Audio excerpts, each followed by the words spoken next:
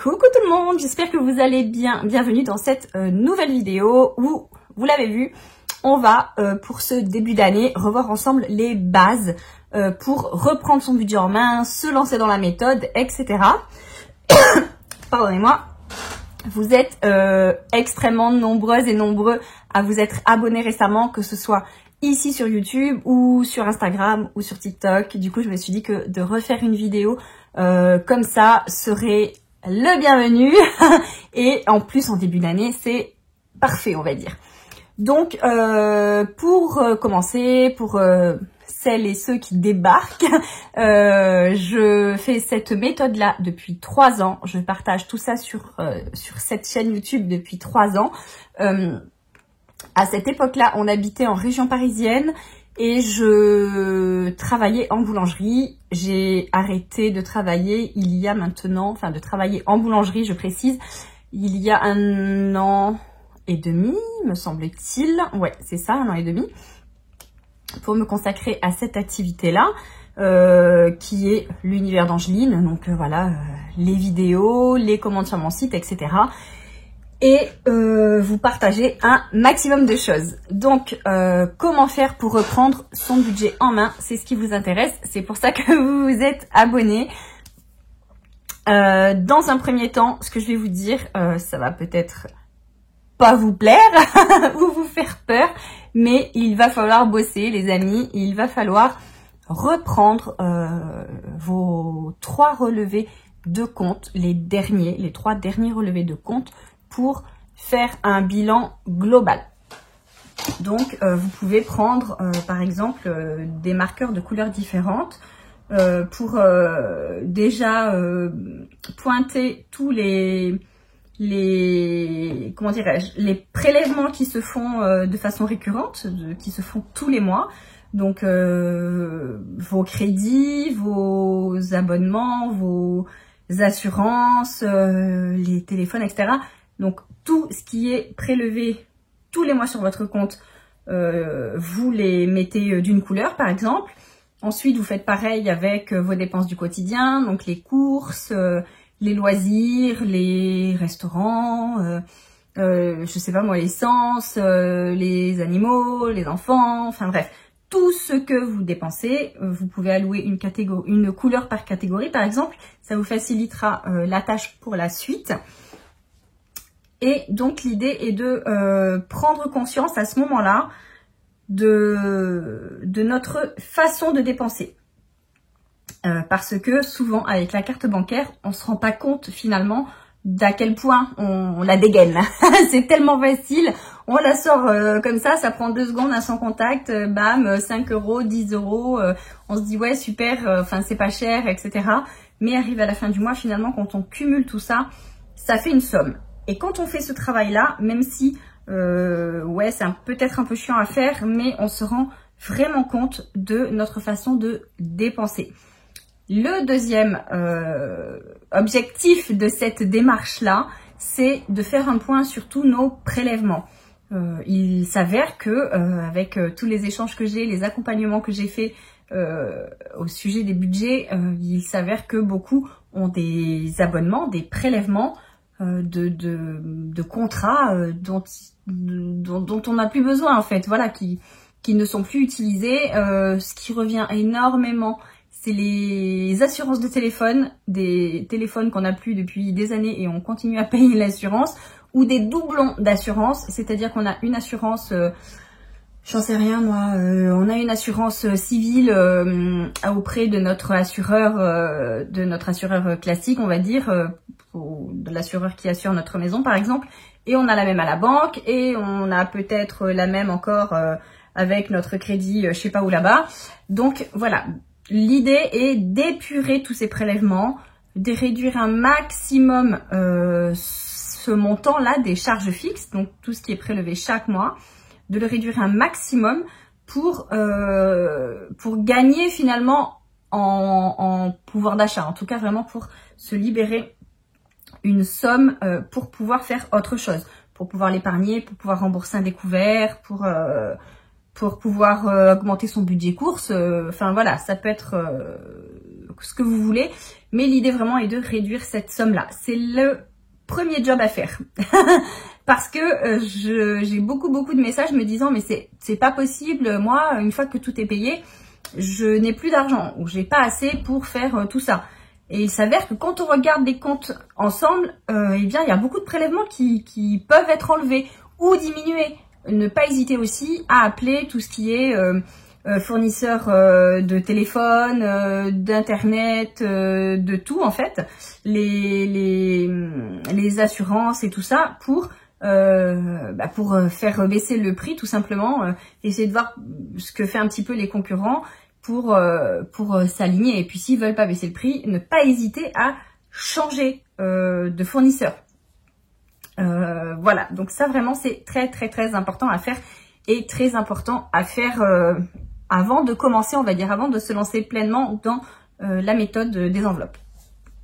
Ensuite, une fois qu'on a fait le tri là, qu'on a épuré tous ces prélèvements, pour ne pas en avoir une page entière comme ça, on va essayer de catégoriser un peu nos dépenses. Normalement, on l'a fait déjà quand on a regardé nos relevés de compte avec les petits stabilos, vous savez, par couleur.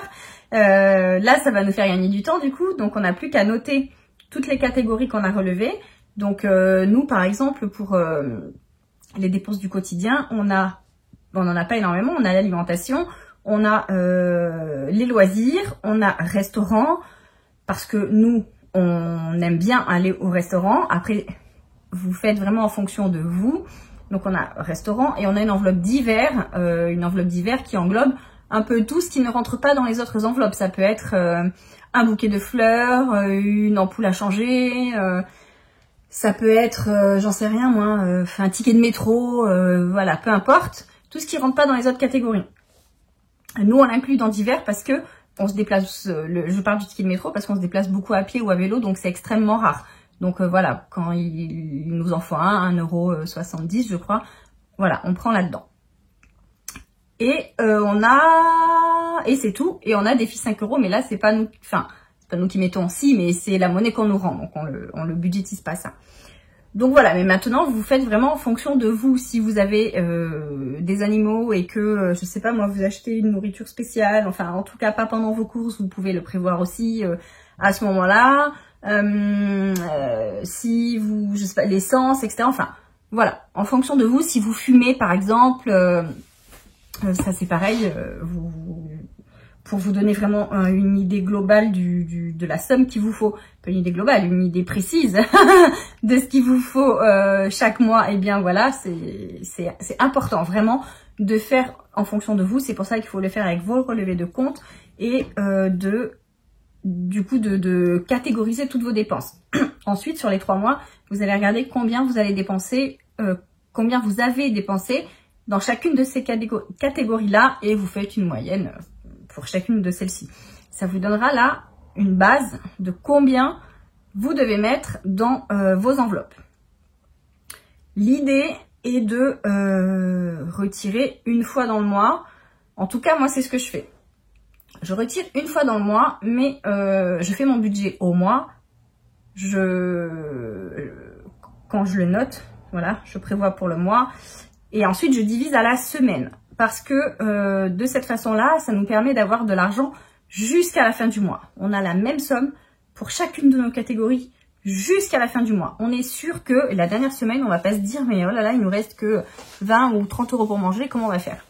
On a tout le temps la même somme. Ça, c'est un super avantage. Ça nous enlève une charge mentale, mais vraiment quoi. C'est un stress en moins en fait. On se dit plus, comme je vous disais là il y a un instant, mais comment on va faire, à la fin du mois on n'a plus d'argent, ou voilà. On sait à l'avance combien on a, et ce jusqu'à la fin du mois, et du coup c'est tout le temps ça en fait. Tout le temps les mêmes montants en ce qui nous concerne, plus ou moins. Et voilà en vrai.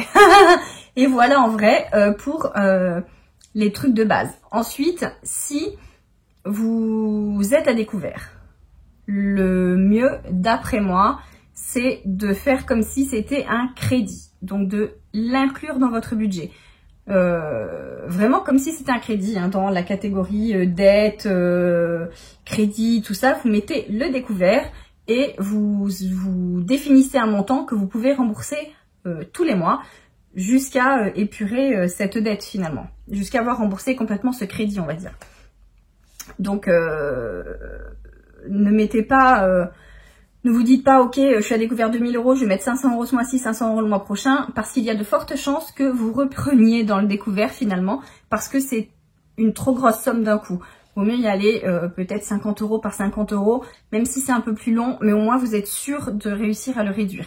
Et le fait, vous allez voir, de payer tout en espèces, ensuite vous allez vraiment, comment dire, consommer différemment. Donc le budget que vous aurez défini au départ sera sûrement après moins important parce que le fait, encore une fois, de payer en espèces, on réfléchit différemment à la dépense. Quand on va aux courses, on est obligé de faire plus attention parce qu'on a de l'argent, on n'a que, je sais pas moi, 100, 150 € et on peut pas les dépasser, on n'a pas plus. Donc voilà, ça veut dire qu'il faut bien préparer ses courses et faut pas hésiter à sortir la calculatrice pour calculer. Mais du coup, c'est maîtrisé et on limite les risques de découvert. Et du coup, ce qui vous restera de vos enveloppes, s'il vous reste, vous pourrez tout à fait le remettre dans votre découvert pour aller un peu plus vite. Ensuite, vous avez aussi la possibilité, c'est ce que moi je fais, alors d'épargner, mais en tout cas d'anticiper plutôt des grosses dépenses. Comme par exemple pour Noël, là on vient de sortir des fêtes. Pour Noël, on sait que voilà, chaque année ça coûte hyper cher entre les cadeaux, les repas, les décos, etc. Donc pourquoi pas l'anticiper? Donc moi, dès le mois de janvier, je mets de côté pour Noël. Donc c'est pareil, on définit les catégories qu'on souhaite anticiper. Donc moi par exemple, j'ai Noël, anniversaire, les vacances, le shopping, les vêtements, on a une enveloppe chacun, on a la rentrée scolaire et une enveloppe santé. L'enveloppe santé, oui, il y a la sécurité sociale, oui, il y a la mutuelle, mais la mutuelle ne rembourse pas tout. Donc, que ce soit notamment beaucoup, et surtout pour les dents ou pour les lunettes, c'est hyper mal remboursé. Et vraiment, on s'est fait avoir comme ça il y a 2 ans. On a dû sortir 1200 € de notre poche pour des soins dentaires. Et je vous assure, ça nous a pas fait kiffer.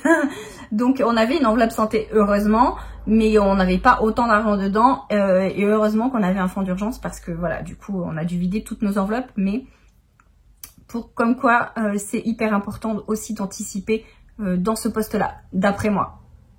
Parce que là, la santé, on peut pas prévoir, hein, voilà. Mais forcément, à un moment donné, on a besoin de soins, donc voilà. Ça me fait du coup rebondir sur les imprévus.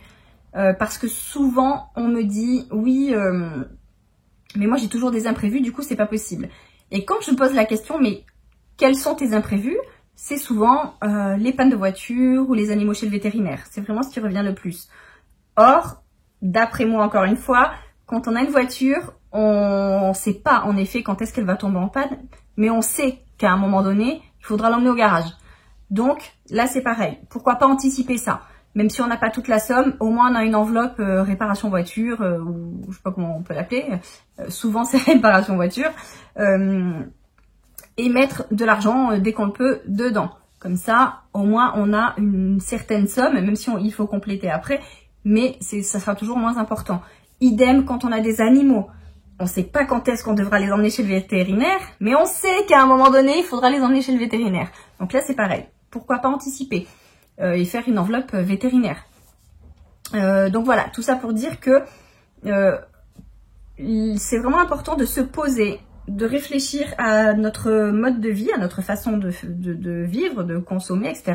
pour savoir vraiment de quoi on a besoin, dans quel poste est-ce qu'on dépense et de définir toutes ces catégories. Alors, on pourra peut-être pas mettre de l'argent dans toutes nos enveloppes tous les mois, mais voilà. Dès qu'on peut le faire, l'idéal, c'est de l'inclure dans son budget pour être sûr de le faire dès qu'on a sa paye. Parce que si on attend la fin du mois, on ne le fera pas. C'est sûr. on se dit tout le temps, bon, je verrai en fonction de ce qui reste à la fin du mois, mais si on a envie du coup de s'acheter un vêtement ou de faire une sortie ou de faire autre chose, on fera le autre chose et on se dit, bon, bah, on verra le mois prochain.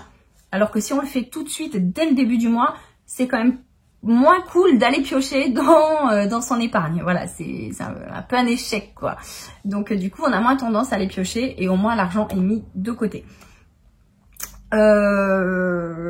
Voilà, je pense que j'ai fait le tour. Donc, épurer ses charges fixes, lister ses catégories, définir le budget de ces catégories.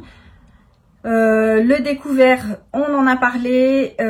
Qu'est-ce que je ne vous ai pas dit? Les anticipations, on en a parlé. Il est encore une fois faire en fonction de vous, de vos besoins. La première épargne, d'après moi, à faire, c'est le fonds d'urgence. C'est indispensable, primordial, obligatoire. Vraiment, c'est autant j'aime pas dire il faut faire comme ça, mais vraiment le fonds d'urgence, c'est hyper important. On ne sait pas ce qui peut nous arriver, un pépin, un électroménager qui tombe en panne, ce qui nous est arrivé il n'y a pas longtemps.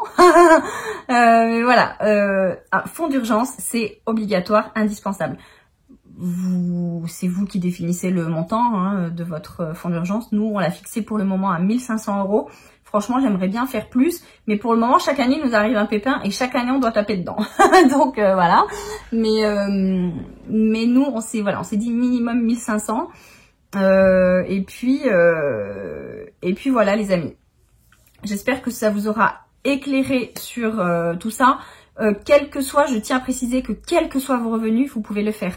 J'ai énormément de retours différents, de personnes différentes, avec des ressources différentes, des revenus différents, et qui y arrivent quel que soit leur revenu. Que ce soit des personnes au RSA, que ce soit des personnes avec des bons salaires, parce que la gestion du budget, ça concerne tout le monde, eh bien, c'est possible. Il faut juste adapter les montants, les catégories, voilà, il faut vraiment faire en fonction de soi, mais c'est possible et c'est justement plus facile, on va dire, à gérer avec cette méthode-là.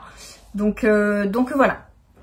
J'espère que ça vous aura encore une fois éclairé, que j'ai répondu à un maximum de questions. Si vous en avez d'autres, mettez-les en commentaire et je referai une vidéo. Pardon. Et puis voilà. Sur ce, comme d'habitude, on commente, on like, on partage, on s'abonne, on active la cloche, tout ça. Et je vous dis à très vite dans une prochaine vidéo. Bye bye!